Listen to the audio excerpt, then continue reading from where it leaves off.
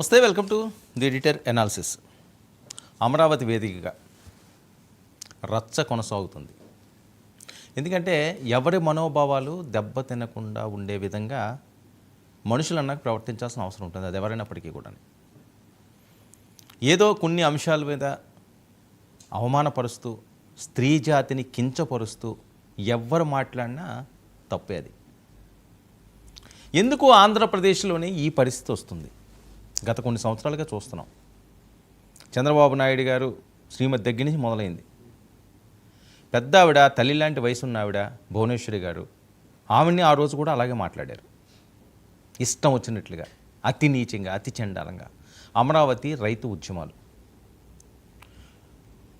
Boot కాళ్ళతో తన్నిన పరిస్థితి చూసాం మనం. అంటే దానికి ఎవరికంటే ఉంటే వాళ్ళకి కోపాలు వచ్చేస్తాయి, ఆందోళనలు వచ్చేస్తాయి, ఏదో ఎవరికోసం మాట్లాడేస్తున్నారని చెప్తుంటారు. కానీ వాస్తవాలు కళ్ళ ముందు కట్టినట్లుగా కనిపిస్తున్నాయి కదా. ఎక్కడ తన్నారండి అమరావతి మహిళా రైతుల్ని? రొమ్ముల మీద తన్నారు.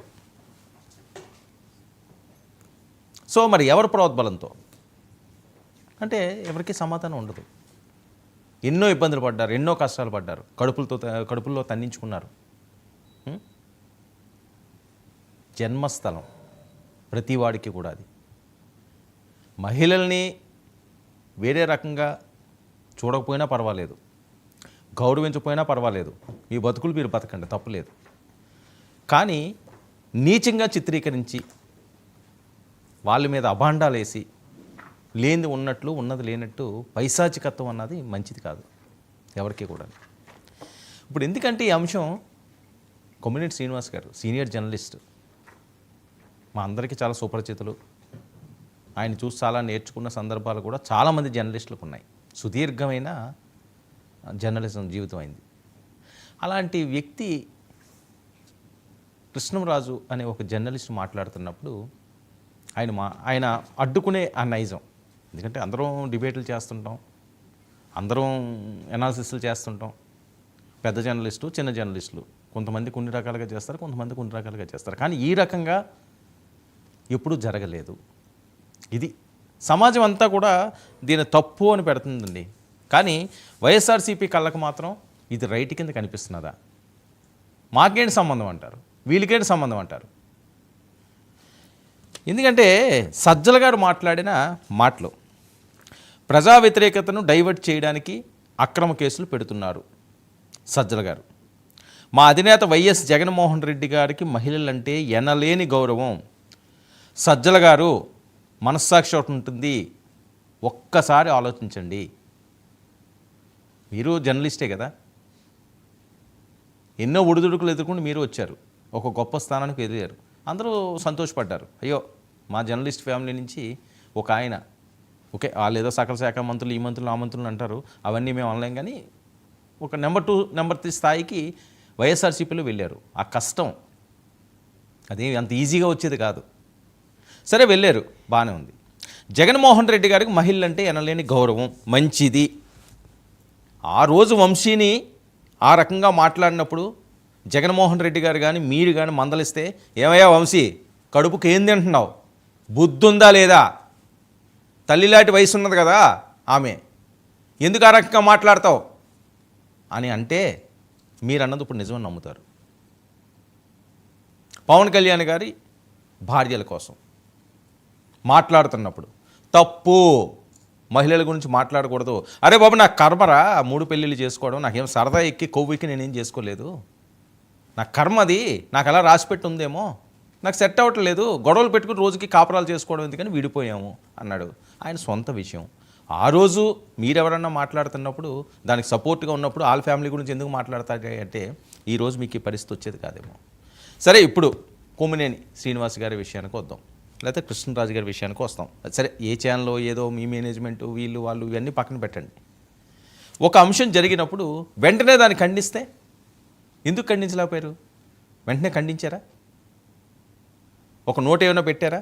ఒక మెసేజ్ ఏమైనా చేశారా? ఒక ట్వీట్ ఏమైనా చేశారా? అఫీషియల్గా సాక్షి మీడియా నుంచన్నా ఒక చిన్న లేఖలాగా రాస్తే సరిపోయింది కదా.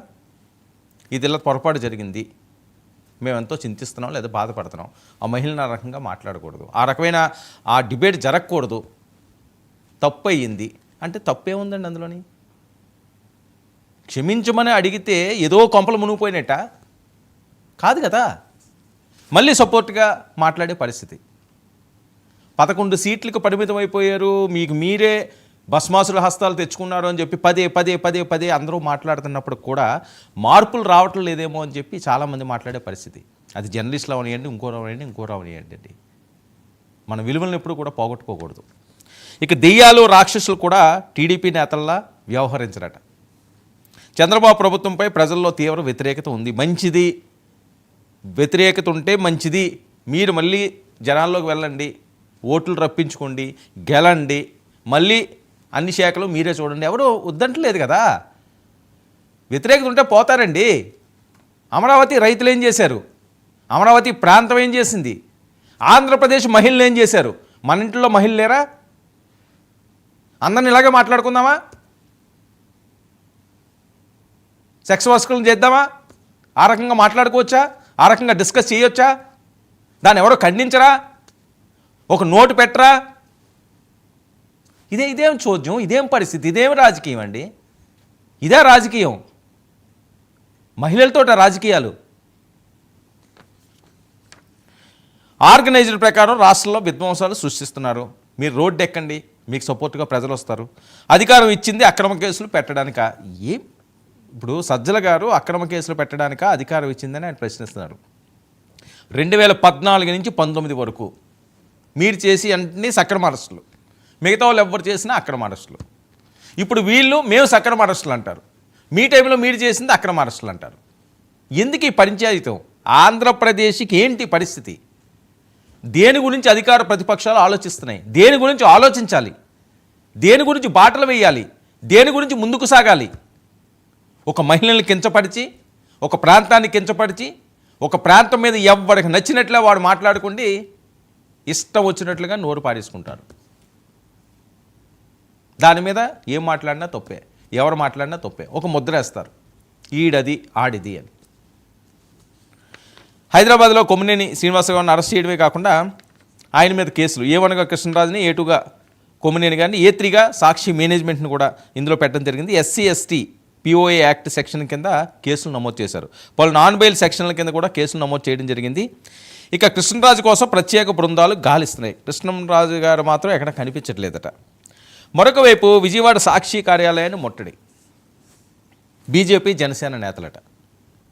అంటే ఇక్కడితోటి ఇది ఆగదు. సరే, తప్పు చేశారు, కొమ్మినేని గారు కూడా క్షమించమని చెప్పారు, కృష్ణరాజు గారు కూడా క్షమించమని చెప్పారు. చట్టం తన పని తాను చేసుకుపోతుందని ఒక అద్భుతమైన డైలాగ్ ఉంటుంది కాబట్టి ఆ డైలాగ్ తోటి సరే అరెస్ట్ చేశారు, అయిపోయింది. ఇంకా ముట్టడులు ఎందుకు?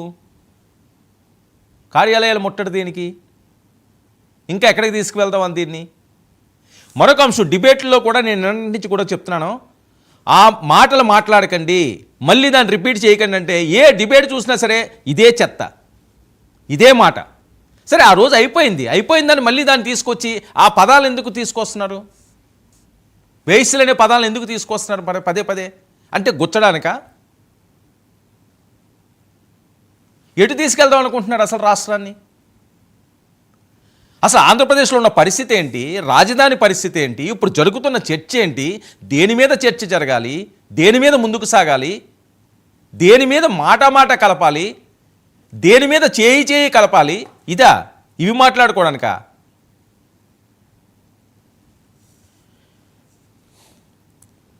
సాక్షి కార్యాలయం బోర్డు పీకేసి కూటమి నేతలందరూ కూడా అడావుడులు చేస్తున్నారు. తెలుగుదేశం పార్టీ కార్యాలయం మీద దాడి చేసినప్పుడు మీరు ఎంత క్షోభ అనుభవించారో ఇప్పుడు అదే పరిస్థితి ఉంటుంది.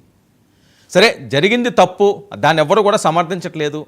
అరెస్టులు చేశారు, సెక్షన్లు పెట్టారు, ఇంకెక్కడితోటి దీన్ని ఆపండి. ఇంకా ముందుకు తీసుకువెళ్తే వాళ్ళు మళ్ళీ రేపేదో చేస్తారు. తెలుగుదేశం పార్టీ కార్యాలయం మీద ఆ రోజు వాళ్ళు అటాకులు చేసి ఇబ్బందులు పెట్టారు కాబట్టి ప్రజలు ఇప్పటికీ మర్చిపోలేదు దాన్ని. మళ్ళీ మీరు ఈ రకంగానే చేశారనుకోండి, ఆవేదన ఉంటుంది ఖచ్చితంగా. ఎందుకంటే మన ఇంట్లో వాళ్ళని అంటే మనం ఊరుకుంటామా? ఏ ఉద్యోగం చేస్తున్నావు, ఏం చేస్తున్నావు అన్నది కూడా విచక్షణ మర్చిపోతాం. మన పిల్లల్ని కానీ, భార్యని కానీ, తల్లిని కానీ, అక్కని కానీ, చెల్లిని కానీ, ఏ స్థాయిలో ఉన్నవాడైనా సరే మగాడైతే ఎవడో భరించలేడు. ఎంత చిన్న స్థాయిడైనా ఆడు ఎంత గొప్ప స్థాయి అయినా సరే దేనికన్నా తెగపడతాడు. తప్పది, ఎవరినన్నా తప్పే. సో ఎక్కడో దగ్గర ఎండ్ కార్డు ఉండాలి. సజ్జల గారు ఆత్మవిమర్శ చేసుకోవాలి, అంబటి గారు ఆత్మవిమర్శ చేసుకోవాలి, ఇంకా మాట్లాడుతున్న నాయకులందరూ కూడా ఆత్మవిమర్శ చేసుకోవాలి. ఇవన్నీ ఏంటంటే జగన్మోహన్ రెడ్డి గారికి ఎఫెక్ట్ అవుతున్నాయి. ఇప్పుడు భారతీ గారిని మళ్ళీ మధ్యలో లాగుతున్నాడు. భారతీ గారి మీద విపరీతంగా మళ్ళీ ట్రోల్స్ మొదలుపెట్టారు. ఆవిడేం చేస్తుంది? ఆవిడ ఒక మహిళే కదా. భారతీ గారి మీద ఏదో కేసు పెడతామంటే చంద్రబాబు నాయుడు గారు కానీ పవన్ కళ్యాణ్ గారు కానీ ఆడవాళ్ళ మీదకి వెళ్ళొద్దు అని చెప్పాడని చెప్పి మొన్న ఈ మధ్యన వచ్చిన వార్తల నేపథ్యం. ఏ ఆడవాళ్ళని మాట్లాడొద్దు అని. మీరు ఇప్పండి, పెదవిప్పండి, మాట్లాడండి, ఒక మెసేజ్ ఇవ్వండి. ఒరే బాబు ఈ దరిద్రాలు వద్దురా,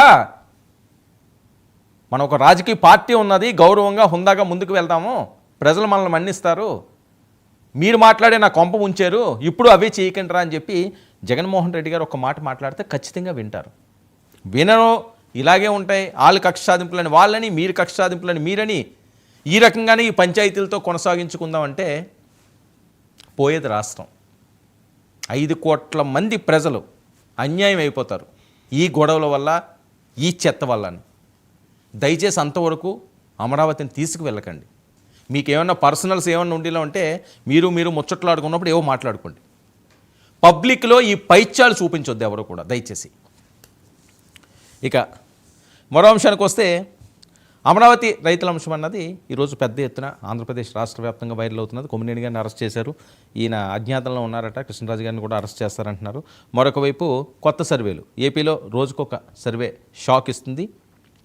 ఇందులో ఎవరు తప్పు ఎవరు రైటు, ఇదే జరుగుతున్న చర్చ. ఇవే ఇష్యూస్పై ప్రైమ్ డిబేట్ కొనసాగిద్దాం. మనతో పాటుగా చర్చలో పాల్గొంటున్నారు కేఎస్ ప్రసాద్ గారు, ప్రముఖ రాజకీయ విశ్లేషకులు. మనతో పాటుగా